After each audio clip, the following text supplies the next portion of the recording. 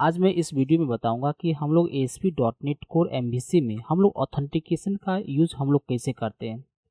तो इसको हम लोग सेटअप कैसे करते हैं इसके बारे में जानेंगे इस वीडियो में। तो सबसे पहले फ्रेंड, यदि आप इस चैनल में नए हैं तो प्लीज़ आप चैनल को सब्सक्राइब करें, क्योंकि मैं .NET रिलेटेड वीडियो लेकर आता हूँ फ्रेंड। चलिए स्टार्ट करते हैं। सबसे पहले क्या होता है ऑथेंटिकेशन, जब हम एप्लीकेशन में यूज़ करते हैं तो किस लिए यूज़ करते हैं इसको जानते हैं। कि फ्रेंड, यदि मैं एक एप्लीकेशन बना रहा हूँ और उसमें क्या होता है कि एक एडमिन पैनल मैंने बनाया है, तो एडमिन पैनल जो बनता है उस डेटा को वही बंदा एक्सेस करेगा जो ऑथराइज होगा। जो बंदा के पास लॉगिन डिटेल्स होगा वही एक्सेस कर पाएगा, जिसके पास लॉगिन डिटेल्स नहीं होगा वो एक्सेस नहीं कर पाएगा। लॉगिन डिटेल्स जो दिया जाएगा वो वैलिडेट करेगा सर्वर से कि वो सच में वो डेटा वैलिडेट है या नहीं है। वैलिड होगा तो लॉगिन कर पाएगा, उसके बाद वो एडमिन पैनल को एक्सेस कर पाएगा। तो इस तरह से हम लोग क्या करते हैं, ऑथेंटिकेशन जो है एप्लीकेशन के अंदर हम लोग लगाते हैं। तो इसके लगाने के लिए क्या होता है कि यहाँ थोड़ा पे दो तरह का लाइब्रेरी हम लोग यूज़ करते हैं ASP.NET Core MVC में। एक होता है कुकीज ऑथेंटिकेशन, एक होता है आइडेंटिटी। तो हम लोग जो है इस वीडियो में कुकीज ऑथेंटिकेशन के बारे में बात करूंगा। और तीसरा जो ऑथेंटिकेशन लाइब्रेरी है JWT ना OAuth, ये जो लाइब्रेरी है हम लोग API में हम लोग फ्रेंड इसका यूज़ करते हैं। तो यहाँ पर मैं बात करूंगा कुकीज ऑथेंटिकेशन के लिए। यहाँ पर मैंने कुछ लाइन लिखा है कि आप देख पाओगे। Authentication in ASP.NET Core MVC is use to verify the identity of user. तो यूजर को क्या करता है, वेरीफाई करता है और आइडेंटिटी करता है। तो यूजर को, तो यूजर वेरीफाई होगा तो लॉगिन कर पाएगा, यदि वेरीफाई नहीं हो पाएगा तो अनऑथराइज यूजर होगा तो वो एक्सेस नहीं कर पाएगा उस पैनल को। तो यहाँ पे कुकीज ऑथेंटिकेशन और आइडेंटिटी जो दो तरह का जो लाइब्रेरी होता है फ्रेंड, यदि आपका एप्लीकेशन आपके ऊपर डिपेंड करता है कि आप किसको यूज करना चाहते हो। यदि आप कुकीज का यूज करना चाहते हो, कुकीज ऑथेंटिकेशन का यूज करना चाहते हो, तो यदि आपका एप्लीकेशन छोटा है तो आप कुकीज ऑथेंटिकेशन का आप यूज कर सकते हो। यदि आपका एप्लीकेशन लार्ज एप्लीकेशन है लाइक ERP सिस्टम, तो आप में ये जो इसके लार्ज एप्लीकेशन है इसके लिए आपको आइडेंटिटी का आपको यूज करना चाहिए। तो मैं अभी कुकीज ऑथेंटिकेशन के बारे में बताऊंगा। चलते हैं विजुअल स्टूडियो में। विजुअल स्टूडियो में जाने के बाद आप जाओगे फ्रेंड, देखोगे ASP.NET Core MVC का एक मैंने एप्लीकेशन ओपन किया है। तो इससे पहले जो मैंने वीडियो बनाया था मैंने दिखाया था एरिया हम लोग कैसे डिफाइन करते हैं एप्लीकेशन के अंदर। मैंने एक एरिया डिफाइन किया था जिसका नाम मैंने मॉड्यूल्स मैंने रखा था। तो देखो इसके अंदर मैंने कंट्रोलर भी रखा है और इसके अंदर जो है मैंने व्यू भी है। आप देखोगे इसके अंदर तो कंट्रोलर है, व्यू मॉडल्स है, सर्विस है, व्यू है ना। तो इसके लिए मुझे इस एरिया के अंदर मुझे जो एडमिन पैनल है, एडमिन पैनल हर कोई इसको एक्सेस नहीं करे, तो इसको मुझे प्रोटेक्ट करना है। तो इसको प्रोटेक्ट करने के लिए आपको सबसे पहले क्या करना पड़ेगा, एक नगेट पैकेज में जाकर आपको लाइब्रेरी को इंस्टॉल करना पड़ेगा। यहाँ पे जाओगे, यहाँ पर देखोगे पैकेज के अंदर जो है आपको जब नगेट पैकेज में जब लाइब्रेरी इंस्टॉल करोगे, Microsoft ASP.NET Core authentication cookies, इस तरह का लाइब्रेरी इंस्टॉल हो जाने के बाद आपको एप्लीकेशन का यहाँ पे पैकेज के अंदर आपको दिखेगा। इसका मतलब आपका एप्लीकेशन लाइब्रेरी जो है इंस्टॉल हो चुका है आपके एप्लीकेशन में। तो इसके बाद आपको क्या करना है कि program.cs फाइल में जाना पड़ेगा। यहाँ पे क्या होता है, हम लोग रजिस्टर करते हैं। रजिस्टर ऐसे करते हैं, builder.service.add ऑथेंटिकेशन का लगाना पड़ेगा। इसके बाद इसमें क्या है, cookies authentication default and authentication schema, आपको इसको यूज़ करना पड़ेगा। जो मेरा ऑथेंटिकेट होगा, जो भी डेटा में जो फेच करे, जो भी डेटा मुझे सर्वर से डेटा गेट होगा अपने एप्लीकेशन के अंदर जो रखेंगे, कुकीज के अंदर क्या होगा, डेटा स्टोर हो जाएगा। तो इसके लिए मुझे क्या है, कुकीज ऑथेंटिकेशन डिफॉल्ट को हम लोग यूज़ करते हैं, ऑथेंटिकेशन स्कीमा हम लोग यूज़ करते हैं फ्रेंड। उसके बाद क्या करते हैं, add cookies option lambda expression use करते हैं। इसके लॉगिन पाथ और एक्सेस डिनाइड पाथ मैंने यहाँ पे मेंशन कर देते हैं।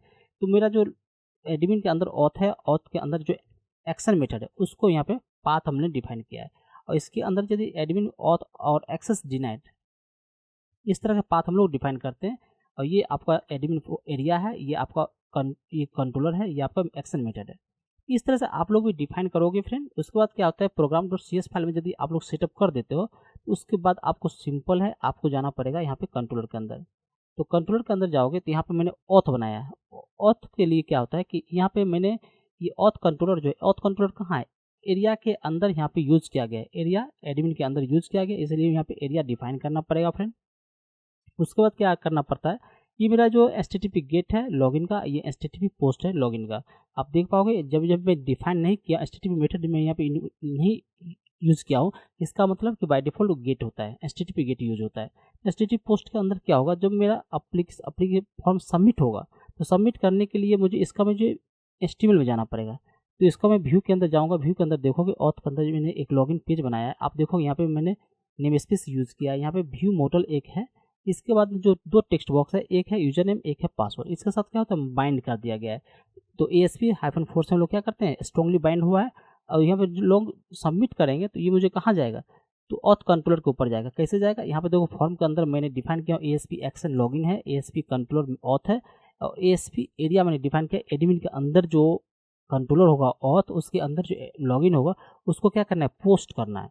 जब भी सबमिट पे लॉगिन पे क्लिक करूँगा तो ये पोस्ट करेगा, किसको पोस्ट करेगा, एडमिन में जाएगा, एडमिन के अंदर ऑथ कंट्रोलर को कैच करेगा, इसके अंदर एक्स लॉगिन मेथड हो उसको पोस्ट करेगा। लॉगिन मेथड में 2 लॉगिन मेथड है, किसको, तो आप पोस्ट वाले को पोस्ट करेगा।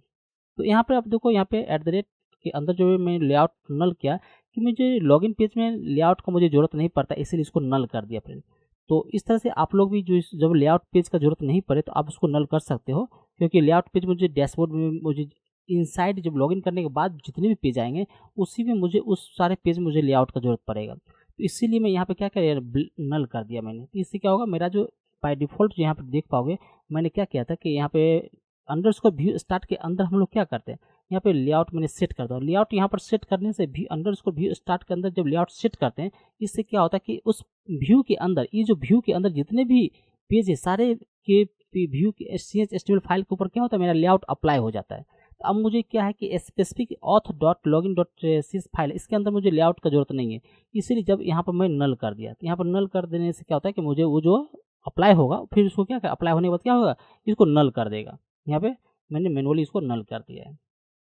तो इस तरह से हम लोग क्या किया, जब ये सबमिट होगा तो सबमिट करने के बाद क्या आ जाएगा, यहाँ पर आएगा। अब इस चीज़ को कोड को समझते हैं, कोड में क्या लिखा गया है, लॉगिन व्यू मॉडल, ये मॉडल के अंदर आ जाएगा। आप ये मॉडल डॉट यूजर नेम जो है, ये मॉडल मैंने कहाँ डिफाइन किया, मॉडल के अंदर जाओगे, यहाँ पर मैंने मॉडल एक फोल्डर है, आप देखोगे यहाँ पे मॉडल के अंदर जो एक फोल्डर आपको देखोगे यहाँ पे, वो बाहर के मॉडल में मैंने रख दिया है। इसके अंदर मॉडल जो है, व्यू मॉडल में जाओगे इस तरह से, यहाँ पे मैंने यहाँ पे व्यू मॉडल, यहाँ पे यूजर नेम मैंने पासवर्ड मैंने यहाँ पे रखा है। तो यूजर नेम पासवर्ड जो रखे हैं इसको मैंने यहाँ पे यूज़ कर रहा हूँ। तो इस मॉडल के अंदर model dot user name admin hard coded है, अभी मैं डाटाबेस से डाटा गेट नहीं कर पा रहा हूँ, हार्ड कोडेड डाल के मैं चेक कर रहा हूँ। मॉडल डॉट पासवर्ड यहाँ पे 1 2 3 मैंने दिया है। अब मुझे क्या करना है, यह क्लेम का मतलब होता है कि जो मुझे डेटाबेस से जो डेटा या मैं डाल रहा हूँ फिच करेगा, उसको मुझे इस डेटा को यहाँ पे क्लेम के अंदर क्या करते हैं, स्टोर करते हैं। और यहाँ इस तरह से हम लोग लिखना पड़ता है। जब आप ऑथेंटिकेशन आप लोग यूज़ करोगे फ्रेंड, तो आपको इस तरह से लिखना पड़ेगा। तो लिस्ट के अंदर क्लेम, इसके अंदर जो है न्यू क्लेम, इसके कॉमन क्लेम टाइप्स नेम क्या है, यूजर नेम होगा, क्लेम टाइप्स लॉगिन होगा, इसके अंदर स्टोर करके रखते हैं। जब मुझे लॉगिन हो जाएगा तो इसको मुझे हर पेज पे मुझे यूजर नेम किसने लॉगिन किया है उसको मुझे थोड़ा दिखाना पड़ता है, यूजर नेम कौन सा यूजर लॉगिन किया है। तो उसको राइट साइड मुझे कहीं दिखाने के लिए इसको क्या करता है, स्टोर कर रखते हैं।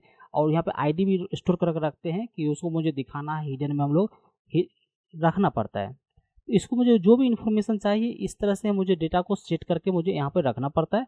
उसके बाद क्या करते हैं, यहाँ पे आइडेंटिटी का हम लोग यूज़ करते हैं, क्लेम आइडेंटिटी में क्या होता है, यहाँ पे क्लेम जो ये जो वेरिएबल है इसमें जो डेटा स्टोर होगा इसके अंदर मुझे रखना पड़ता है, स्टोर करेंगे। उसके बाद क्या करेंगे, cookies authentication default and authentication schema हम लोग यूज़ करते हैं। इससे क्या होता है, बाय डिफॉल्ट कुकीज को यूज़ करेगा ये।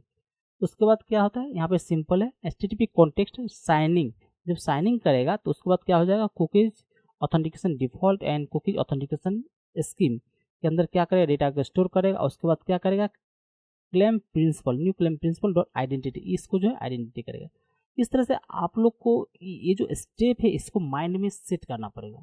तो इसको आपको यूज़ करना ही करना है। तो उसके बाद का जो मेरा सक्सेस हो जाएगा, इसके अंदर आने के बाद क्या होगा, मेरा सक्सेस हो गया तो उसको रिडायरेक्ट टू कर एक्शन, किसको, इंडेक्स एक्शन मेथड है, किसका एक्शन मेथड है, होम कंट्रोलर का एक्शन मेथड है। और ये जो होम कंट्रोलर जो एक्शन मेथड का कंट्रोलर जो कहाँ है, ये एरिया के अंदर मैंने एडमिन एरिया के अंदर मैंने यहाँ पे स्पेसिफाई कर दिया। यदि इसको डिफाइन नहीं करते हैं फ्रेंड, कौन सा पैनल में जाकर ये होम कंट्रोलर को फाइंड करेगा, तो ये कॉन्फ्लिक्ट हो जाएगा। तो इसीलिए यहाँ पे एरिया आपको डिफाइन करना पड़ेगा। इस तरह से हम लोग एरिया भी डिफाइन करते हैं। उसके बाद यदि सक्सेस हो जाता है तो इस पेज पे चला जाएगा, नहीं होगा तो इनवैलिड लॉगिन बताएगा। यदि पासवर्ड मैच नहीं करेगा इनवैलिड लॉगिन बताएगा। इस तरह से हम लोग क्या करते हैं, लॉग आउट यदि करना चाहते हो तो आप इस तरह सिंपल है, आपको http context sign out async and cookies authentication default dot authentication schema का आप लोग यूज़ करते हो और इसको क्या करते हो, रिडायरेक्ट टू लॉगिन, रिडायरेक्ट कर देते हो लॉगिन करने। जब ये साइन आउट सिंक करोगे तो इससे क्या होगा, मेरे जो कुकीज जो डेटा रखा हुआ है उसको रीसेट कर देगा और उसको लॉग आउट कर देगा, रिडायरेक्ट टू लॉगिन पेज में रिडायरेक्ट कर देगा। बस इतना ही कोड होता है। इसके बाद क्या होता है, जब मेरा लॉगिन सक्सेस होता है तो इंडेक्स डॉट होम पेज में जाओगे, यहाँ तक यहाँ पर आओगे, यहाँ पे होम कंट्रोलर है ना, एडमिन के अंदर जो होम कंट्रोलर इसके अंदर आएगा, इसको रीड करेगा। इसके लिए यहाँ पे इस ऑथराइज का हम लोग यूज़ करते हैं फ्रेंड। यदि यूज़ नहीं करोगे तो आपका ऑथेंटिकेशन यूज़ नहीं होगा। इस कंट्रोलर के ऊपर आने के लिए आपको लॉगिन करना पड़ेगा। ये यहाँ पे एरिया डॉट एडमिन स्पेसिफाई किया गया है क्योंकि ये जो कंट्रोलर है मेरा एडमिन पैनल के अंदर है, एरिया के अंदर है, इसीलिए मुझे एरिया को डिफाइन करना पड़ता है। चाहे यूजर होगा तो यूजर एरिया डिफाइन कर, जितनी भी कंट्रोलर होगा एडमिन एरिया के अंदर उस सारे में एडमिन एरिया मुझे डिफाइन करना पड़ेगा। उस यदि उस जितने भी कंट्रोलर बनाते हो उसके अंदर जिस कंट्रोलर के ऊपर यदि ऑथराइज आप यूज कर लगा देते हो, इस एट्रीब्यूट को आप लोग यूज करते हो, इसका मतलब ये होता है कि आप जो हैं उस पे आपने ऑथराइज ऑथेंटिकेशन लगा चुके हैं। आप जब भी आप उस पेज तभी एक्सेस कर पाओगे जब आप उसको लॉगिन करके आप उस पेज पे एक्सेस कर पाओगे। यदि आप लॉगिन नहीं कर रहे हो तो आप उस पेज को एक्सेस नहीं कर पाओगे। और लास्ट पॉइंट है, आपको इस चीज़ को ध्यान रखना, जब भी आप ऑथेंटिकेशन यूज करते हो फ्रेंड तो यहाँ पर क्या होता है कि आपको यूज ऑथेंटिकेशन यूज करना पड़ेगा, उसके बाद यूज ऑथराइजेशन यूज करना पड़ेगा। याद रहे कि यूज ऑथेंटिकेशन पहले हम लोग डिफाइन करते हैं, उसके बाद यूज ऑथराइजेशन हम लोग यूज करते हैं। इस तरह से हम लोग क्या होता है ASP.NET कोर MVC के ऊपर जो है ऑथेंटिकेशन हम लोग यूज करते हैं फ्रेंड। तो इसको मैं एप्लीकेशन रन करता हूँ इस तरह से, तो एप्लीकेशन रन हो रहा है।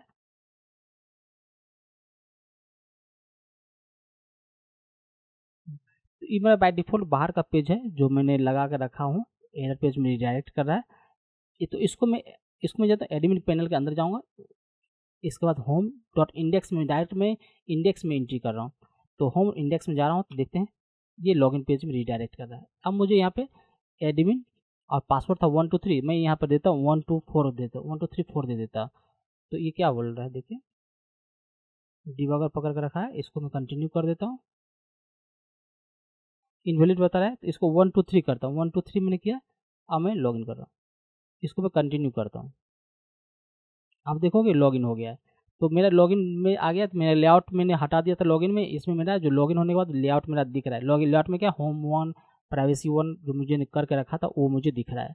इस तरह से आप जो जिस पेज में ऑथराइज एट्रीब्यूट को आप लोग यूज़ करेंगे एडमिन के अंदर, आप उस सारे पेज को आप प्रोटेक्ट कर पाएंगे।